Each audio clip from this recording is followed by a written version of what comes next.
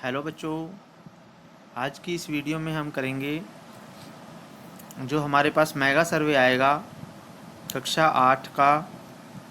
तो उसमें सभी सब्जेक्ट आएंगे। तो मेगा सर्वे की तैयारी हम करेंगे, उससे संबंधित क्वेश्चन आंसर करेंगे। तो चलिए शुरू करते हैं। तो इसमें सबसे पहले साइंस के क्वेश्चन कराऊंगा मैं, जो हमने अगस्त माह में किया था लेसन, उससे संबंधित है। तो इसमें सबसे पहला क्वेश्चन आपके पास, प्राकृतिक संसाधनों को व्यापक रूप में कितने वर्गों में बांटा जा सकता है।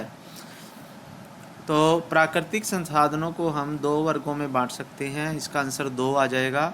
एक प्राकृतिक संसाधन, एक है क्षय प्राकृतिक संसाधन और एक अक्षय प्राकृतिक संसाधन, या समाप्त हो जाने वाले प्राकृतिक संसाधन और दूसरा समाप्त न होने वाले प्राकृतिक संसाधन। तो दो वर्ग होते हैं इसमें।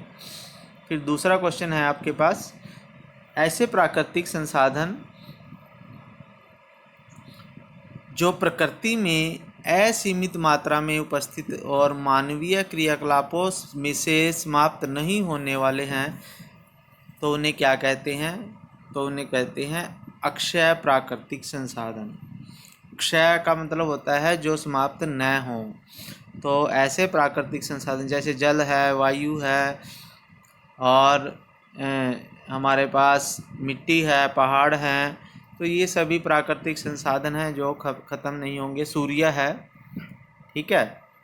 फिर है, और कुछ प्राकृतिक संसाधन वो होते हैं जो ख़त्म हो सकते हैं, जैसे कोयला, पेट्रोल है। तो ये सभी समाप्त होने वाले प्राकृतिक संसाधन होते हैं। तो यहाँ पे अक्षय क भाग आंसर। फिर उसके बाद है आपके पास क्वेश्चन नंबर 3, निम्न में से समाप्त होने वाले प्राकृतिक संसाधन को चुनिए। तो इसमें जो हमारे पास ग भाग है वन, तो वन इसमें से समाप्त हो सकता है। सूर्य का प्रकाश नहीं होगा, वायु भी नहीं होगी, तो वन आ जाएगा इसमें। फिर क्वेश्चन नंबर 4 है।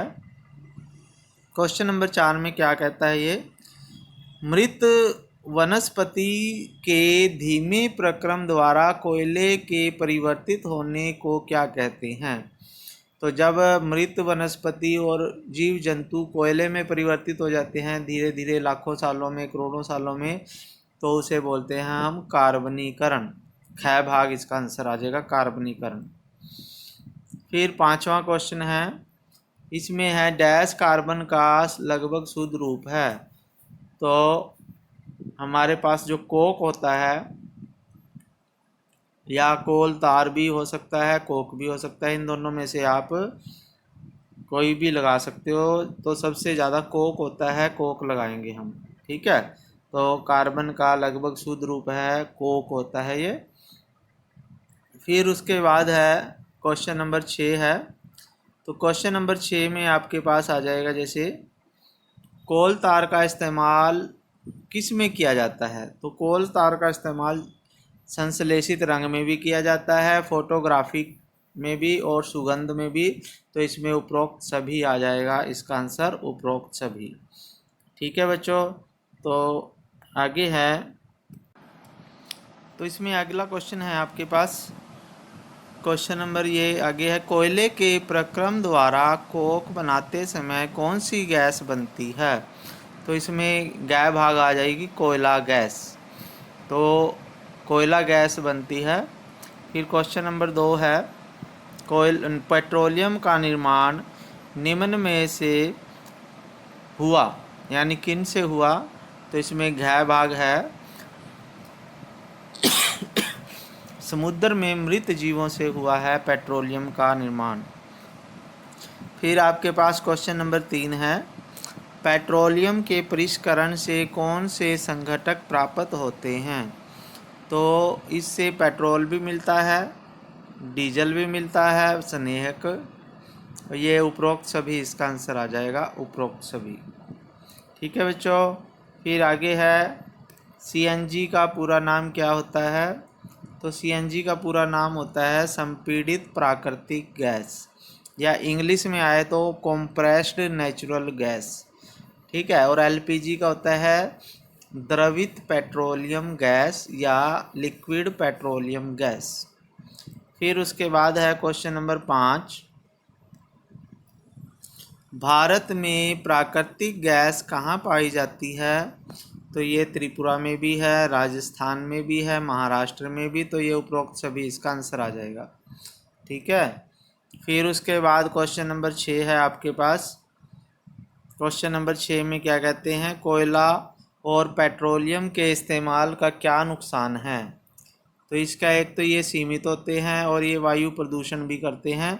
तो इसमें कै और खै दोनों आ जाएंगे। तो गै भाग इसका आंसर आ जाएगा, कै और खै दोनों। ठीक है बच्चों, आगे करते हैं।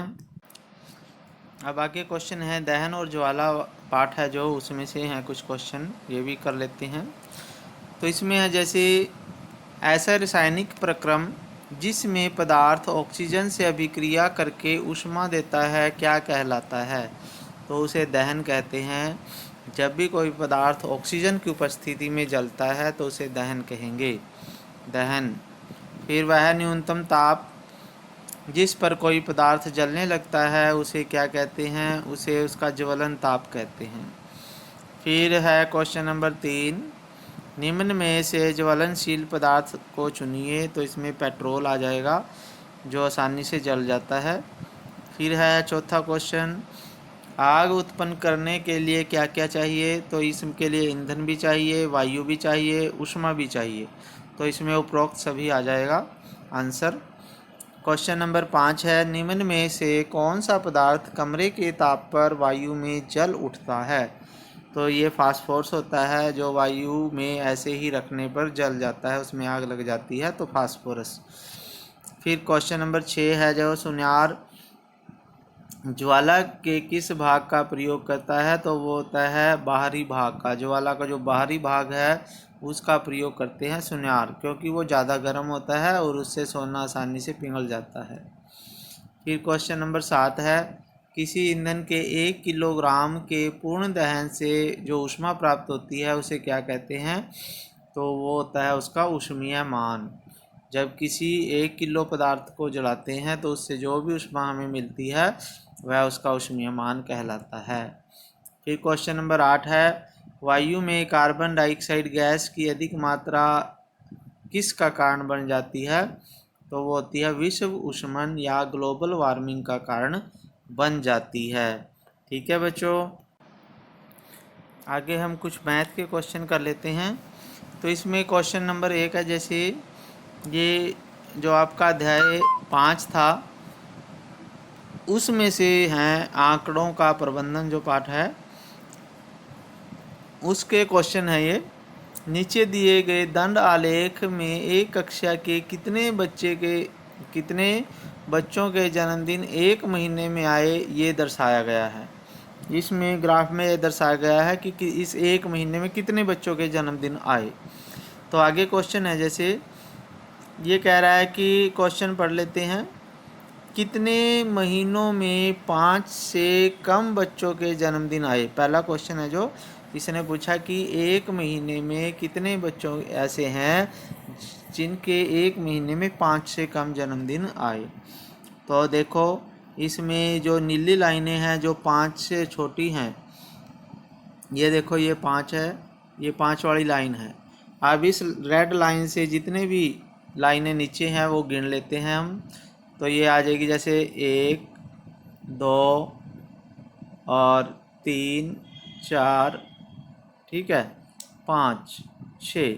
तो 6 महीने ऐसे हैं जिनमें 5 से कम बच्चों का जन्मदिन आया। तो क्वेश्चन नंबर 1 है जो उसका आंसर आ जाएगा 6। क्या आएगा? उसका आंसर 6 आ जाएगा। ठीक है, क्वेश्चन नंबर 1 का आंसर कितना आ जाएगा? 6। फिर उसके बाद है आपके पास क्वेश्चन नंबर 2 है, कक्षा में कुल कितने बच्चों का जन्मदिन पहले 6 महीनों में आया? तो पहले 6 महीनों में कितने बच्चों का जन्मदिन आया? तो ये देख लेते हैं ग्राफ में। तो देखो पहले 6 महीने कहाँ तक है? जनवरी से जून तक। तो आपने जनवरी से जून तक जितने भी बच्चे हैं इनको जोड़ना है। जैसे पहले जनवरी में 4 बच्चे आए, फरवरी में 5 आए, 9 हो गए, फिर 2 आए, 9 और 2 11, 11 और 7 18 और 8 26 और 4 26 और 4 30। तो इसका आंसर आ जाएगा आपके पास 30। दूसरे क्वेश्चन का आंसर कितना आएगा? 30 बच्चे ऐसे हैं जिनका पहले 6 महीनों में जन्मदिन आया। ठीक है बच्चों। फिर क्वेश्चन नंबर है 4। तीसरा क्वेश्चन है, कक्षा में कुल विद्यार्थियों की संख्या क्या है? तो कुल विद्यार्थियों की संख्या आपने जो ग्राफ में दिए हुए हैं ना बच्चे, इन सब को जोड़ना है। जैसे जून तक तो 30 हो गए थे, फिर जुलाई अगस्त सितंबर सभी महीनों के ऐड करने हैं आपने, तो वो लिखना है। ठीक है। फिर उसके बाद क्वेश्चन नंबर, तो कक्षा में कुल विद्यार्थी जो हैं वो 60 हैं। क्वेश्चन नंबर 3 का आंसर आएगा 60 विद्यार्थी। फिर उसके बाद है क्वेश्चन नंबर 4। तो क्वेश्चन नंबर 4 में क्या पूछा है देखो, जून के में स्कूल अवकाश होने के कारण कितने बच्चे अपना जन्मदिन नहीं मना पाए? तो जून के महीने में जितने भी बच्चे हैं वो देख लेते हैं। तो जून के महीने में 4 बच्चे हैं। कितने बच्चे हैं? जून के महीने में देखो 4 बच्चे हैं, तो 4 इसका आंसर आ जाएगा। 4 बच्चे ऐसे हैं जो जून के महीने में अपना जन्मदिन स्कूल में नहीं मना पाए। तो अगला क्वेश्चन है दूसरा। यहाँ पे आपको पाई चार्ट बना हुआ है ये। तो इसमें पूछ रहा है कि इस पाई चार्ट में एक कक्षा के छात्रों द्वारा परीक्षा में लिए गए अंकों का औसत दर्शाया गया है। तो किस विषय में छात्रों ने सबसे अधिक प्रदर्शन किया? सबसे अच्छा प्रदर्शन किस में किया? तो जिसमें सबसे ज़्यादा आएगा, तो जैसे आपका गणित है, गणित में 90 है औसत, तो 90 से कम है बाकी सभी, तो इसका आंसर आ जाएगा गणित। क्या आएगा? आंसर 3 आ जाएगा गणित। तो गणित का औसत सबसे अच्छा रहा। ठीक है बच्चों। फिर क्वेश्चन आगे है आपके पास।